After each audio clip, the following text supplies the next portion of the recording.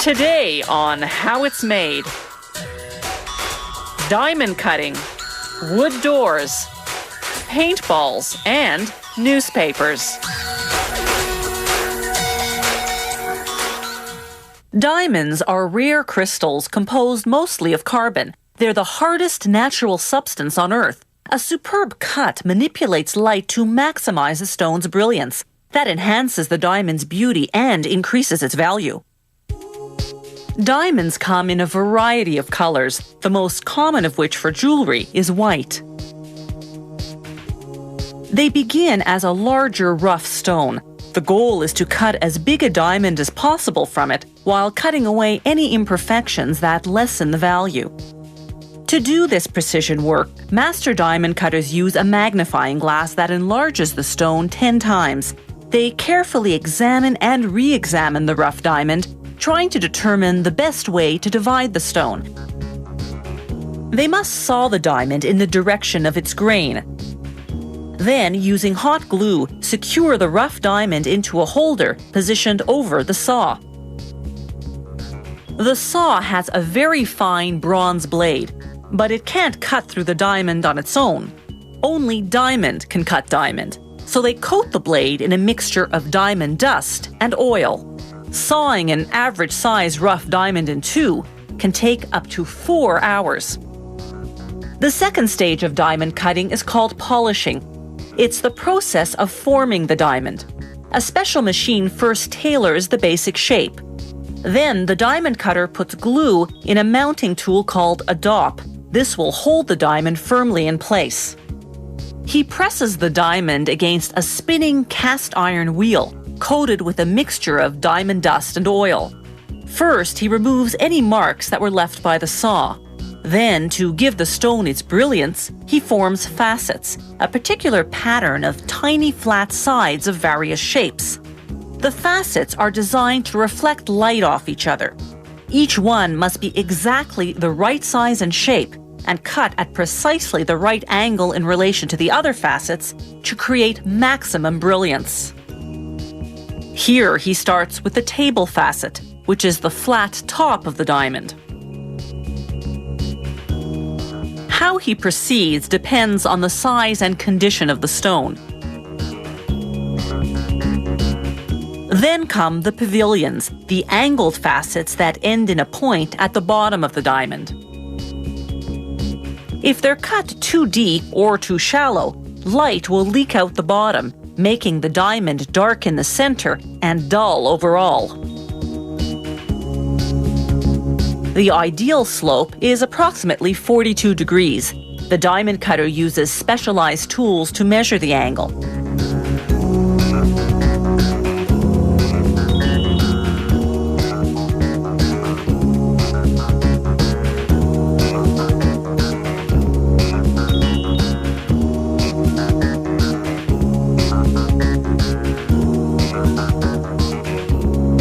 Next, he'll form the crown facets, the ones circling the diamond directly under the table.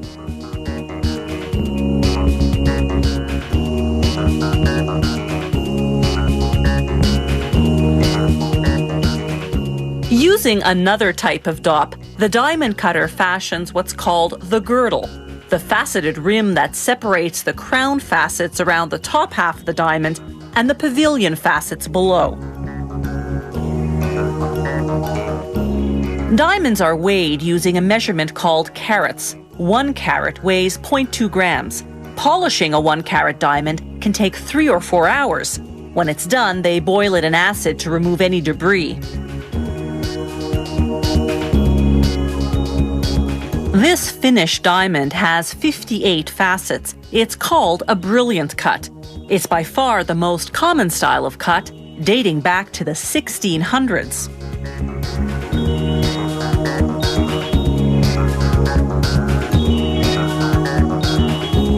The quality of the cut is a key factor in grading diamonds. Experts also rate what's called the clarity, the degree of imperfections in the stone. Then there's color. The finest white diamonds are completely colorless, and the rarest colors are the most valuable.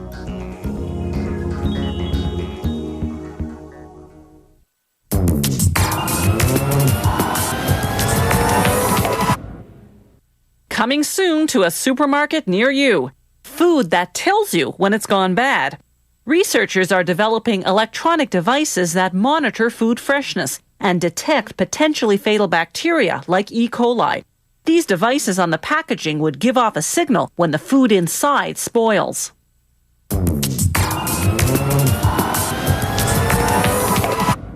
We open and close them several times a day in and day out, and seldom give them a second thought. But imagine your home without doors. For one thing, you'd have absolutely no privacy. And what would you slam when you get angry? The first factory makes the doors plywood facing. They start by loading logs into steaming basins for 3 days. This de-ices them in the winter and softens the wood fiber. Inside the factory, the steamed logs line up for the debarker, a machine that removes the bark. The operator projects concentric circles and uses a laser to carefully center the log on the debarker. Positioning is crucial for 2 reasons: so that as little wood as possible comes off with the bark, and to ensure the debarked log ends up perfectly cylindrical. That maximizes the amount of wood veneer a log will yield. The next step is called rotary cutting.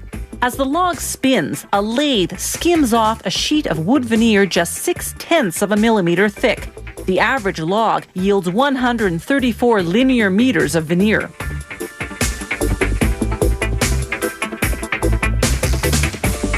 Next, they unroll the veneer and cut it into sheets. Then they stack the sheets by identical grain patterns. Using a laser to position the blade, they cut through the stack to take out visual defects. Then they glue the pieces together. To make veneer sheets for the front of the plywood door facing, the side that will show, they line up the wood's grain and other features in mirror image. For the back, the side that won't show, they assemble the defective parts they cut out earlier. They use 3 veneer sheets to make up the plywood door facing. They apply glue to both sides of one sheet, then sandwich it between 2 other sheets.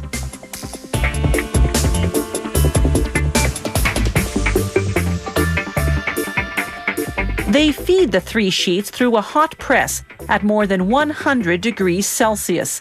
In 1.5 minutes, the glue cures, and those 3 sheets of veneer become a 3-ply panel of plywood.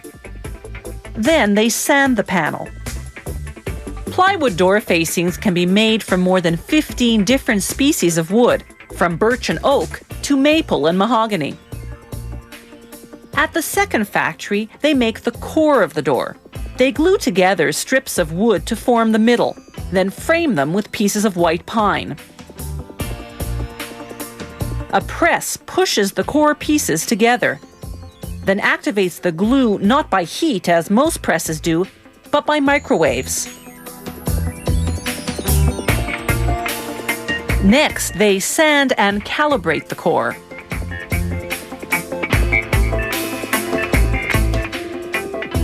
After the glue machine coats the core, they stick a plywood door facing on each side.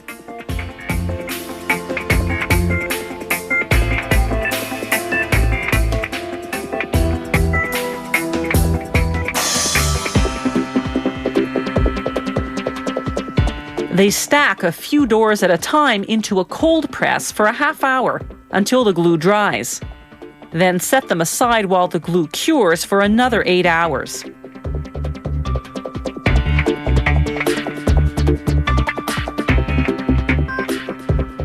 Next, they size the width and length to the final dimension, bevel the edges, and cut the exact height of the door.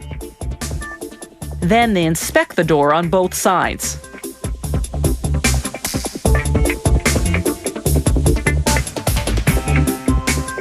A machine prepares the door for hinges.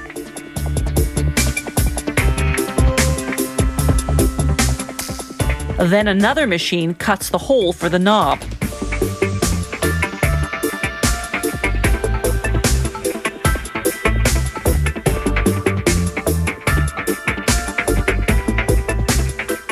The finishing process takes just 70 seconds per door. One side is sanded, stained, and sealed, then sanded again and varnished. The machine then flips the door over and does the same thing to the other side.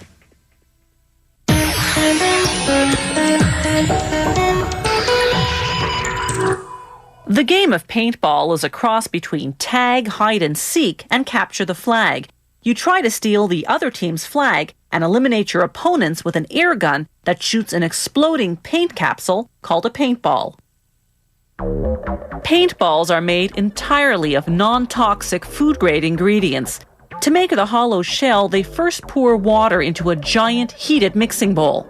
They add a sweetener and a secret combination of food ingredients the company won't divulge. Then, finally, the key ingredient that gives the shell its shape: gelatin, the kind used to make gummy bears. They melt and mix everything for a half an hour.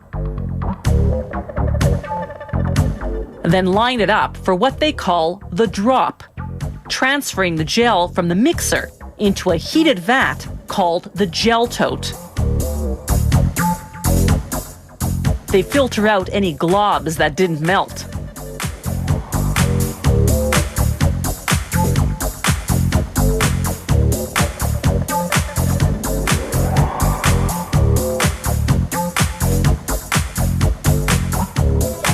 Once the gel is securely in the tote, they lower in a giant blender.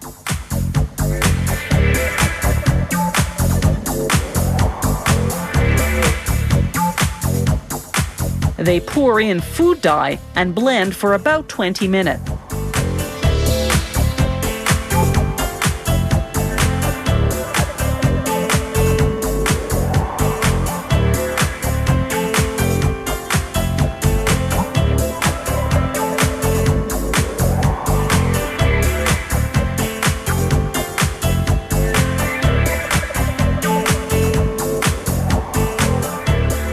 Elsewhere in the factory, they use the same method to dye what's called the fill, the paint that goes inside the shell of the paintball. It's made of polyethylene glycol, the inert liquid in cough syrup. They thicken it with crayon wax. The gel and fill meet their maker in what's known as the feed room. Here, the vats of gel and fill feed a capsulation machine one floor below. This machine is the same kind used to make bath beads and gel cap medicine. First, the machine spreads out the gel onto a cool drum. This creates a continuous thin sheet of gel called a gel ribbon.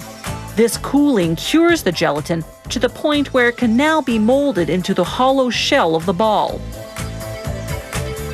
The machine presses the gel ribbon into a die with half-circle pockets, each forming one half of a ball shell. The machine does the next 3 steps in one shot. It aligns the 2 half shells together to form a hollow ball, injects the fill, then seals the 2 half shells together.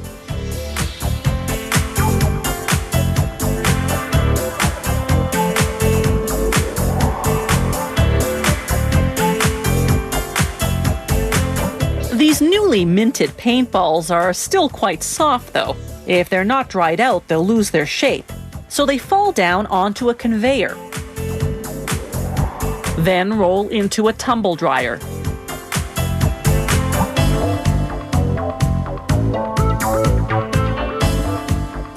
From here, they'll go onto a bakery-style rack until they dry out completely. To make dual-colored paintballs, they use the exact same process, but feed 2 colors of gel ribbon into the capsulation machine, 1 color for each half of the shell.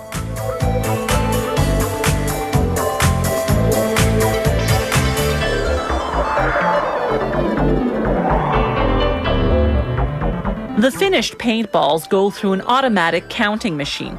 This one is set to count out and package 200 balls at a time. Manufacturing this messy ammunition is a painstaking process, but well worth the effort to the millions who love the game of paintball. Invented just 15 years ago, it's caught on in more than 40 countries worldwide. And it's not just for kids. More and more companies are booking paintball outings for their employees. to help build teamwork.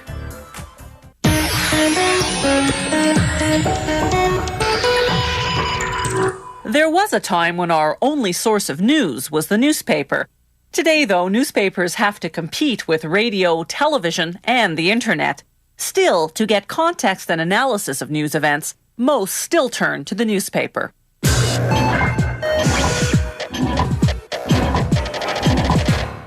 In medieval times, people got the news of the kingdom from the town crier and from official notices posted in public places. By the late 1400s, the first printed news pamphlets appeared in Germany.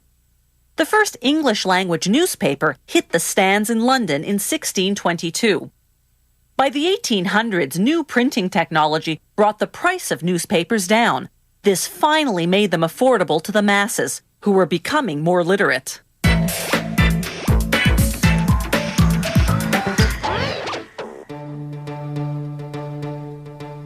The news editor selects the stories and photographs. They come from the newspaper's own reporters and photographers and from wire services. The news editor accesses the wire services via the internet. Local reporters file their stories to the newsroom computer system. The photo lab scans the photographer's pictures into the system as well. That puts everything at the news editor's fingertips. It's just a matter of moving the various items into the page layout. Once the layout's complete, they group the pages in sets of 4 called flats. The manager checks each flat for errors, paying special attention to the advertisements, the newspaper's main source of revenue. Next, they prepare the printing plates for each page. A plate is a plastic-coated sheet of aluminum, just 0.3 of a millimeter thick. It goes into the cylinder of a machine called the imager. The imager's laser beam scans the plate, hardening the plastic coating wherever the computer tells it there will be text or pictures. The coating in the blank areas that don't harden then washes away in a series of chemical baths. It takes about a minute for a plate to pass through those processing basins. Next, a machine punches registration marks on each side of the plate. The press operators will use those marks as a guide to correctly position the plate on the printing press.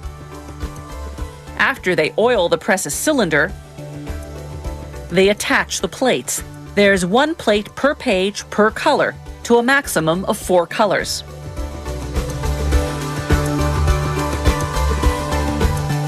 The newsprint comes in jumbo rolls weighing 850 kilos apiece.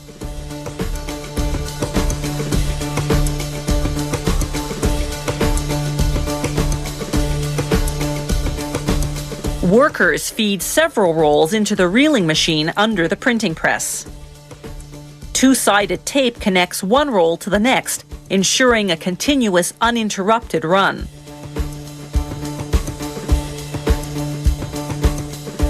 This is a 4-color printing process. There's a station for each color of ink.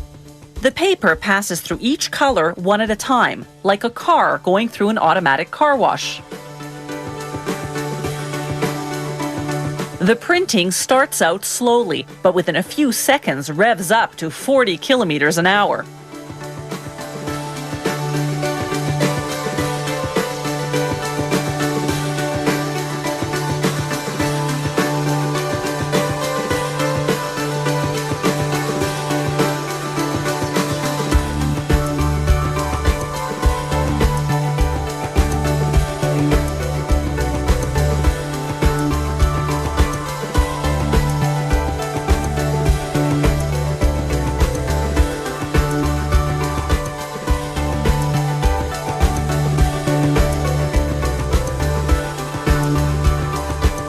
Press operators adjust the colors as needed. Each line of the press prints a 4-page flat, then it cuts the sheet in half lengthwise, separating 2 and 2.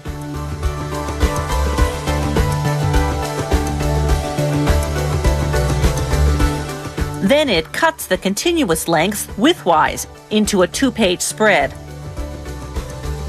Machines automatically assemble the pages in order, then send them off to the shipping department.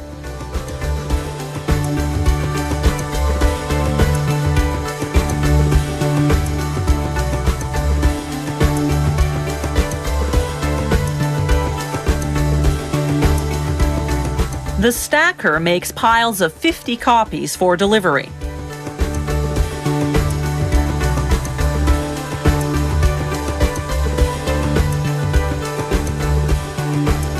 Then workers hand stuff the inserts one by one.